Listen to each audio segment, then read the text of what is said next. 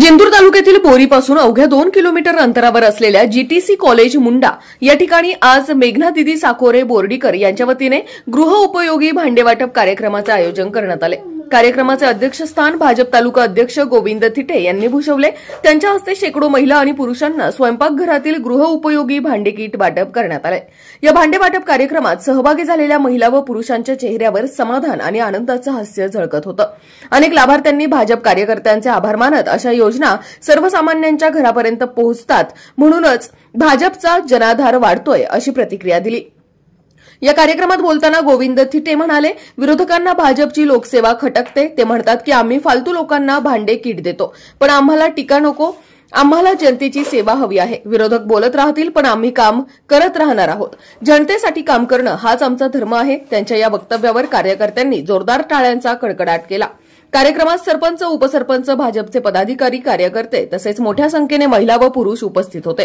मेघना दिदी साकोरे बोर्डीकर यांच्या पुढाकाराने आणि स्थानिक कार्यकर्त्यांच्या सहकार्याने हा कार्यक्रम अत्यंत उत्साहात पार पडला।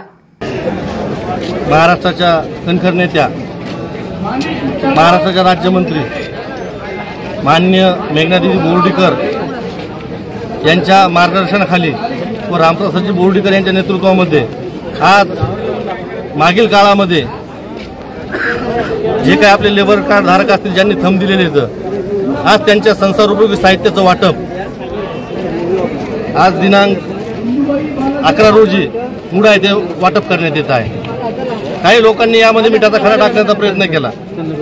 काही लोकांनी काल कामगार भवनमध्ये जाऊन कामगार अधिकाऱ्याकडे जाऊन तक्रार केली की हे लाभार्थी बोगस आहेत।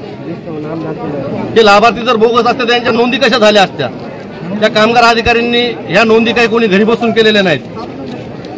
या कामगार नोंदी पूर्ण शासकीय योजनेचा जी पद्धत आहे, जी सिस्टीम आहे, त्या सिस्टीमनुसार झालेल्या आहेत। फक्त दिदींचं म्हणणं एवढंच होतं की या लोकांना परभणीला जाऊन माझ्या मतदारसंघातील लोकांना, माता भगिनींना व माझ्या भावांना त्रास होऊ नये, त्यामुळं हे वाटप दिदीनं ज्या ज्या क्षेत्रामध्ये थंब दिले लोकांनी तिथं वाटप करण्याचं काम आज दिदीच्या माध्यमातून होत आहे। ते फक्त विरोधकांचं पोटसुळ यामुळे दुखत आहे की दिदींचा मतदारसंघामध्ये वाढता प्रभाव, या सामान्य माणसांची दिदीसोबत असलेली आपुलकी, यामुळे त्यांचं पोटसुळ उठत आहे। येणाऱ्या भविष्य काळातल्या इलेक्शन डोळ्यासमोर ठेवून काल हे जे काही विरोधक असतील हे त्या कामगार अधिकाऱ्यांकडे जाऊन बसले व या निरपराध लोकांवर गुन्हा दाखल करा म्हणून अशी त्यांनी मागणी केली। हे चुकीचं आहे त्यांचं। अरे तुम्ही विरोध करून त्या सामान्य माणसावर गुन्हे दाखल करून हे तुमच्या पाठीशी उभं राहणार नाहीत, तर यांना जर तुम्ही जर ह्या सोयी सुविधा बोर्डीकर मॅडमच्या माध्यमातून ज्या मिळाल्यात त्याच्यावर जाऊन तुम्ही जर त्यांचे 2 कामं जर केले तर हे लोक तुमच्या पाठीशी उभं राहतील।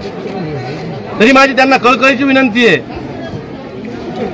हे जे चांगले कामं मतदारसंघात व्हायलेत हे लोकांपर्यंत तुम्ही पोहोचवा, तिथे विरोध करू नका। एवढं बोलतो मी, माझे 2 शब्द जय हिंद।